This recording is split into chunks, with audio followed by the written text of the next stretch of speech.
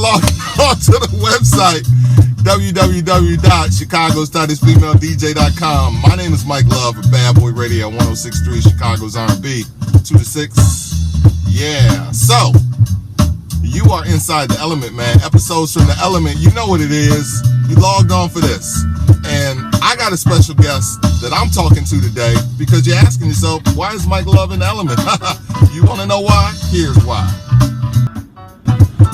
Oh, Sunny! Yes! Welcome to Episodes from the Element. I'm Mike Love, and I'm sitting here with the Queen. Come on, boy! Come on, Sunny! Wait. What did you just turn that down? Yeah, I'm sorry. What you know about this? What you know about this right here? No, what you know about it? You put old English on that. Okay. Let me turn it down. All right. So this is something that we've been talking about for a minute. Mm-hmm. Sundance does episodes from the element.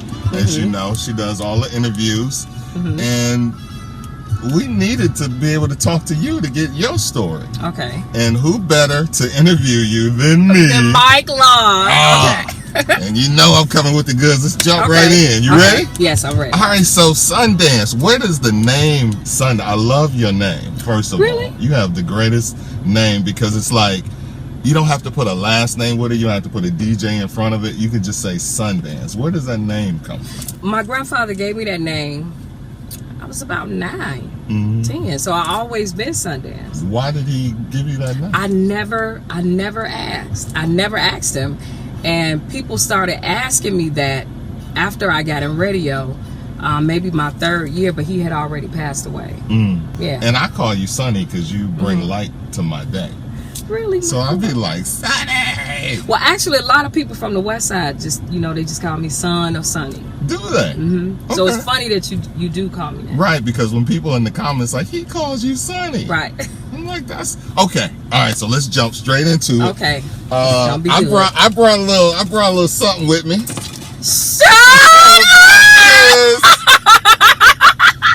The first time I heard the name Sundance was through this song, Get On Up by Fast Eddie featuring Sundance. Y'all see what it say. Okay. Back in 1989. All right, how did you meet Fast Eddie to even be able to make, you're the first female to rap on a hip house record. You're the first lady of, y'all don't know this. Yeah. Sundance is the first lady of hip house. Actually, I'm the first female rapper from Chicago, period. I was before the Tifa, the Shauna, you don't hear that? Yeah. The Brat. The Brat. You was before the Brat too? I was before the Brat too. Okay. That's why Brat loves me so much. Right. Because you was out west on these records with Fast Eddie. Yeah. So how did that come about? So I met Eddie through this guy named Jammin' Jack Starling, and I won a contest, and the contest winner got to be on a record, but they didn't say with who. So I won the contest because when I was in high school, I was really little, small and short, but I had this awesome voice. So after I won, they announced the prize, and it was 3 of us, and we had to split $50. Okay. The first prize winner got $50 and a chance to record with Fast Eddie. Right. But at the time, he was looking for girls. He wasn't looking for the guys. So the guys that was beatboxing for me, shout out to Jolly D and Rockbox, they didn't go forward with me. Okay. So Jack called Fast Eddie. He was like, listen, I got this chick. She's from the West Side. I think you need to meet her. Her name is Sundance. And the connection, was made through Jack. Was this your first time going in the studio when you recorded Get On Up? It was my first time in a professional studio. I had some friends that had, drum machines in the basement, right. Microphones with the styrofoam cup holders up against on the wall. walls, right. Yeah, so, but this was my first time in a professional.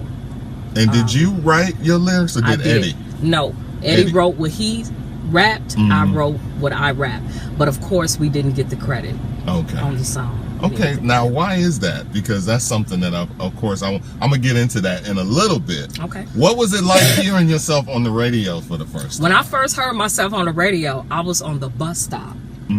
I was on Central and Madison going north on Central. Never forget it. And I was on the bus stop, and I think Cartier was on GCI at the time, and I think they was doing Hit It or Quit It, something like that. Right. And the top 8 at 8 at that time, and Get Up was like number 2. And I didn't even know because, you know, I had some personal issues that I was fighting, so I was never really around the radio. Okay. So a guy drove up into Malibu, and he was at the stoplight, and he just introduced the song. Yeah, this is the latest from Fast Eddie featuring Sundance. I heard she was from Chicago. It's called Get On Up. Right. And How did I it was make like, you feel? damn, that's me. Right. But it made me feel like shit at first, because I'm like, this dude is playing my song and I'm on a bus stop. Right. This song goes from the top 2 on GCI to all of a sudden blows up worldwide. Global. Yeah. Global. And what was that like for you? You 17 years old? I was 17. You 17 years old. Now you going all across the planet with Fast Eddie. Did you expect any of that? I didn't expect anything. What was it I was like? kind of sheltered. I was so much of a tomboy, but I had, a sheltered life. That when they said, Sundance, you have to travel, you got to go overseas. They pretty much had a circle that was pretty much showing me how to do things. A lot of people that was on DJ International, they hated Rocky for doing bad business, but it was some people there that was grooming us to showing us good business. And I think that's what's wrong with Chicago. We don't have anyone here to groom for good business. So Yaya was there, Benji was there, and they was helping with management. So they was just showing me, Sundance, get your passport. Sundance, you have to be at the airport at this time, and when the limo come, you cannot be late. So. And you were always 17 on time? Yeah, I mean, I was scared, and I didn't know this world. Right. And I looked at Fast Eddie as to us, to the West Side, he was already, like that dude. He was like he had already made it to us. He did mixes on the radio. He was making worldwide records. He was already touring the world. The first time you stepped out on stage in another country, where were you? Europe. Europe. Okay. Europe. London. We played a lot of stages. I think the biggest one was the Hippodrome. It was like 40,000. Wow. And so you were a little girl from the West Side, step out on the stage in London, 40,000 people. I was scared, and Eddie was like, look, you better take your ass out on that goddamn stage, girl, please. Did you ever give him a hard time? Like, I can't do this. I'm a girl. Yeah. You did? Yeah. Oh, no, Sonny. Because I was nervous. Right. It was like, it was a whole new world. I was just used to rapping, in 6-period lunchroom. Right. Outside, in high school, talent shows. I wasn't used to that. And you're 17 years old. You're touring the world. And now you guys come back. What happened? You and Fast Eddie never made another record until Bass Crown. What happened between you guys? I think when we came back, Eddie he gave me some money. He went left, I went right. And you told me a story about you guys were supposed to be on Soul Train. I know! Tell the world Sundance was supposed to be on Soul Train. We were Don Cornelius Soul Train, the real one. Right. We were scheduled to do Soul Train. But they only wanted Get Up. And Eddie was y'all was only gonna do one song? That's the song that they wanted. Right. And he made the statement that if he couldn't do his other songs, if he had to go on stage with that, no, he wouldn't go. What? That bitch. Hell no. He said that to Don Cornelius or no, he said it to. Wait a minute. You get some tea, ain't you? There's some tea. Hey, that's why I'm in the element right now, because we get into the tea. Okay. The story that ain't never until the book comes out, which we'll get to that. Right. But you had an opportunity to be on Soul Train. Soul Train. And Eddie was like, it ain't happening. Right. Because he wanted to do the songs that pretty much got him to, you know what I mean? He had Yo-Yo Get Funky, Hip House. He had his whole string of hits. And then he got this one hit with a feature artist, and that's the song you want. So as an adult woman now, I understand why he was mad. But as a kid, I'm like, shit, this is our only opportunity to be on Soul Train, and you say no to this.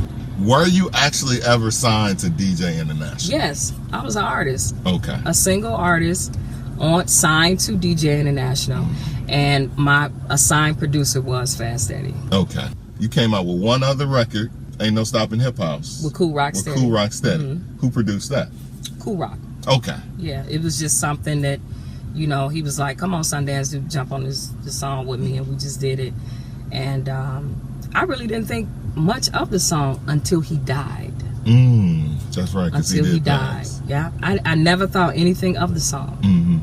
I just did it, you know. And that song didn't do as much. It didn't do the numbers that Get Up did, but you know, it was a part of hip house history. Did you get frustrated with the business? It did leave a bad taste in my mouth. But the irony was, a guy came up to me and said, hey, Sundance, I want to sign you on Jive. Come here, let me show you what we have to offer. He took me down to Jive. This is when Jive was on 18th. I remember and Jive Halsted. had in Chicago. It was on 18th and Halsted. He said, listen, this is our studio. This is what we do. And it was a guy on the floor writing and playing a Casio keyboard. And he was listening to his Sony Walkman. And he was just writing in a composition book. And I stepped over him. And I turned around. I'm like, who is that? I was, oh, this is this guy named Robert Kelly. We just signed him. Oh, really? So I stepped over R. Kelly, and the guy that brought me to Jive is Wayne Williams. Wow. But I never signed out of fear. Wow. Just out of fear. So they were ready to like sign you up, put you with producers. Yeah. Tell me about the fear. What were you afraid of? I was scared that I was gonna go through the same shit with DJ International, not get my publishing, my writer's cred would be taken from me. And I'm like, if I have to go through all this, I don't want to do it. And at the time when Wayne was trying to get me to sign to Jive, D Nice had just released, they call me D Nice, and he was in Chicago at the studio. Really? He was like, well, we can appoint you to work with him if you ever thought about sliding into some hip hop. He said, or we can put you with Mr. Lee. Remember Mr. Lee? Right. Get busy, yeah. So I had options. Fear. Really? Yeah, fear took over. And I never answered Wayne calls. When he called me back, he was like, Sundance, what you gonna do? We got a contract ready for you. We have an advance check for you. They laid it out. They laid it out. Because they said, we see a future with you. But I was scared. Because it goes back to what I was saying. Chicago, we do not groom artists to be artists. We like music, we perform, that's it. But no one is here to groom us. So let's fast forward a few years. Let's talk about you breaking in the radio.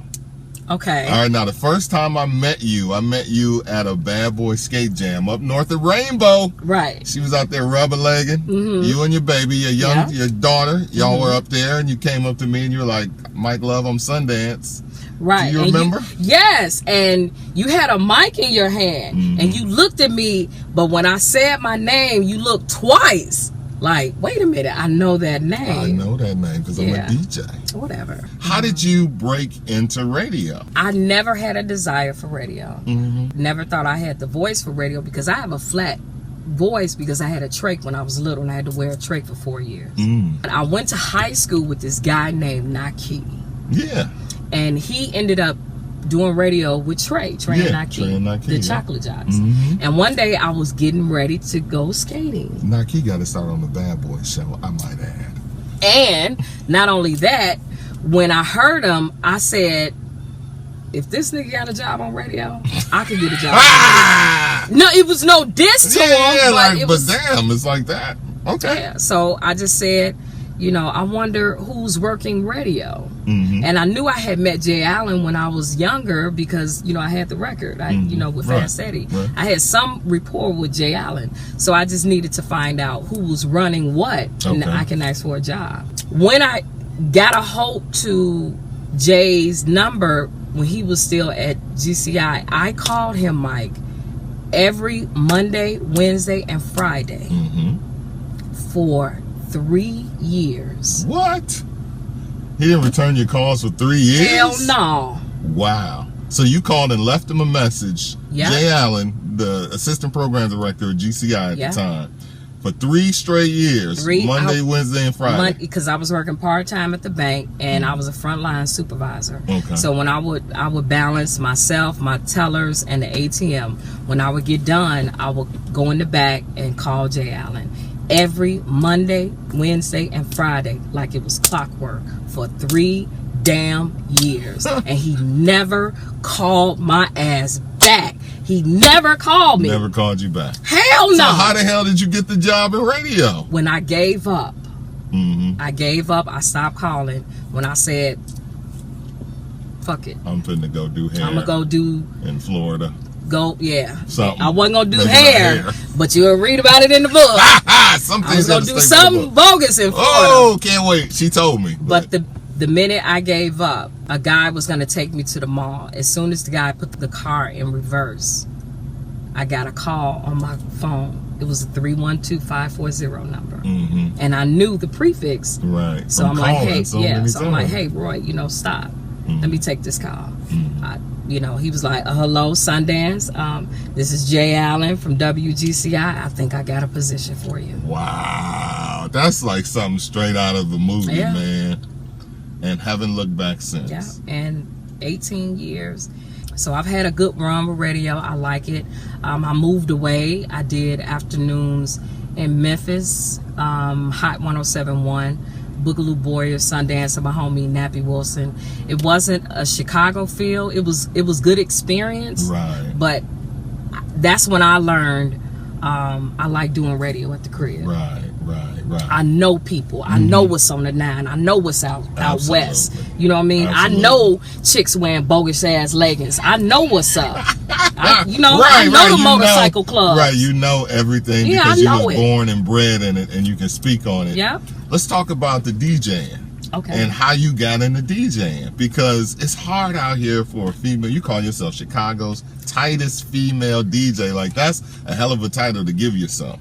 How did you get into?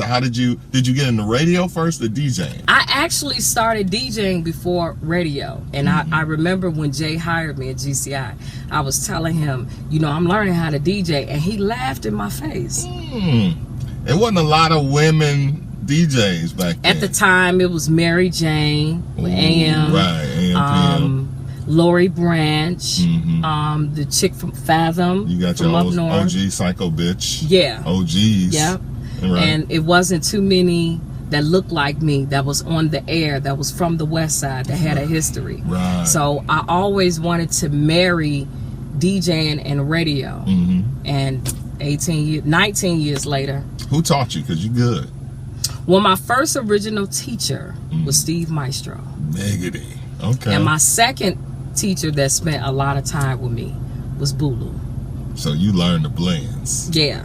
But Bulu was more technical, like, Sundance, learn how to hook up, learn how to, troubleshoot, just learn your equipment, because, guys will come in and, cross your damn cords up. They don't give a fuck about you. So you gotta learn how to troubleshoot yourself. You mean, but you're a woman, you could go in like cute. I don't know. I've seen girl DJs cry because their headphones wasn't working. There's no crying in the DJ booth, ladies. Not Sundance. You ain't gonna cry if your headphones go out? What if your headphones go out? So I don't know how to blend without them. Oh yeah, you can just look at the waveform. Shut up, Mike. I'm talking. This was in the So you actually carry records. You come from the record era. Yeah, I had to carry crates of records, amps, speakers. It wasn't self-powered. How do you feel with you being Chicago's tightest female DJ? Do you ever get any hate from other female DJs? Yes, calling a lot. yourself that? Yes. What? Speak on it. The name was given to me from my ex. But I used the name for marketing reasons. So when you Google me, you Google Chicago and female DJ, my name will pop up like the first 15 searches. That's why I did that, for marketing reasons. Not saying I'm better than her, and I'm better than y'all, but for marketing reasons. I wanted to be smart about it. Smart. Was this before search engines you came up with this, or was this around It was given to me in the AOL era, the dial-up era. Right. So it was given to me around that time. Right. And you just stayed with it. I just stuck with it. I still have a business card. When I was at GCI, when I had braces, and it said Sundance, Chicago's tightest female DJ, it had to be like 2002. Dope. Yeah. Do you feel like it's gotten better for women getting opportunities, or has it gotten worse? Worse. Why do you say that? Because if a chick come in the game with a bra on and a laptop, they gonna let her get out. But if I come in the game with a jogging suit on, they have to see my skills. But if I come with a bra on, yeah, let her through. Right. You know. Model DJs. I can't stand them. But if that's your niche, work your niche. So you never hate on a bitch for having a niche. You see how we did that? See how you did it, Mike. Right. I mean, a bitch gotta have a niche sometime. I mean, if that's... What's your niche? What is Sundance's niche? Like, if I hire Sundance to come in and do a party, what should I expect? Everything. When you shorten your genre that you want to play, you shorten the purse. You hear that, house DJs? Oh. No disrespect. I mean, it's just... Are you serious? You just said that, Mike? No, I'm just saying that there's some people that identify themselves as just house DJs. I mean, but they all are DJs, though. If that works for them, Mike Love, that's fine. That don't work for Sundance. This is the Sundance lane, and I'm gonna master this lane because that mortgage is due. Indeed. That my insurance policies are due. I have bills, so I had to widen my genre so I could widen the purse. Absolutely. So I play everything. So I see the Facebook rants when people say they don't like the new hip hop, they can't understand it, they can't spend it. Fine, get the fuck out the way. I'll come play it. Right. Move. More for me. And when I see you get down, you get in, you get on the mic, you talk shit, you bring the ladies, and you get the ladies involved. First and foremost, that's what I expect when I go to a Sundance party. And you're not necessarily going to rock the mic all night because, you know, you got to play music. Yeah. But when I like the Sundance experience, when you step on, you letting everybody know that you here and you getting ready to rock, and you come in with the heat. So I just like people to take this journey. Come take a ride with me. Indeed. What would you be doing if you were not Sundance, if you were not doing what you're doing right now? I will be a professional drummer. A professional drummer. Okay. I played drums behind my uncle, 2 churches, all in high school. That's how I really got popular in high school, because I was so little, so skinny, and I was the only girl playing percussion. Now, she ain't good. Girl, So you still play drums? I don't practice, but I can follow along, but I can't. My role is whack. It's whack. All right. Before we get out of here, okay. 3 things you love and 3 things you hate. Give me 3 things about life, DJing, whatever that you love. First of all. About life? Yeah. I love my life. That's one. I love my journey. I love my husband. Now, what's 3 things you hate, you can't stand? I hate what I had to go through in life. I hate how my mother treated me. I hate that I have a strained relationship with my daughter. I hate that. Okay. And I hate that I have not hit the lottery. You so black. I know. You so black. I don't give a shit. We just gonna try to win the lottery, and because you know what I want to do? I want to retire my husband. I want to retire my uncle. Uncle Hula. You do a lot of good things for people now. You do things from out west. Yeah, I do my sock drive. I feed the homeless, because I was homeless before for 10 months, and I know how that shit feel. Not to have an address. You know, that's a blow, Mike Love. Right. If you had a ID card, but you didn't have an address. Crazy. For 10 months. Crazy. Indeed. You're right. So. Well, Sundance, thank you so much for taking the time. Thank you, Mike Love. Come on, Sonny. Thank you for logging on to the website. You forgot to ask me, how can people reach me? Oh. I was done with you. Oh. Sundance, how can people reach you? Log on to the website, www.chicagostightestfemaledj.com. Download the app, available on your Android or your iPhone, and check me out Monday through Friday, 10 a.m. to 2 p.m. on 106.3. There it is, Sundance. Thank you so much for... Thank you, Mike Love. Thank you, Mike Love. I love my son. Oh, shit, Give me my CD back. I want you to sign this. Stop clowning her. Stop clowning. I put this up on Facebook and people clowned it. Do not clown that 17-year-old Sundance with her hair in front of her eye. Y'all see that? Look at that. Amazing. She has. Look at that salt journey. and pepper. Look at that journey. That was my first sew-in. Shit, you couldn't tell me shit. Ah! The E, the A, the N, the C, the E. You like the way I rock the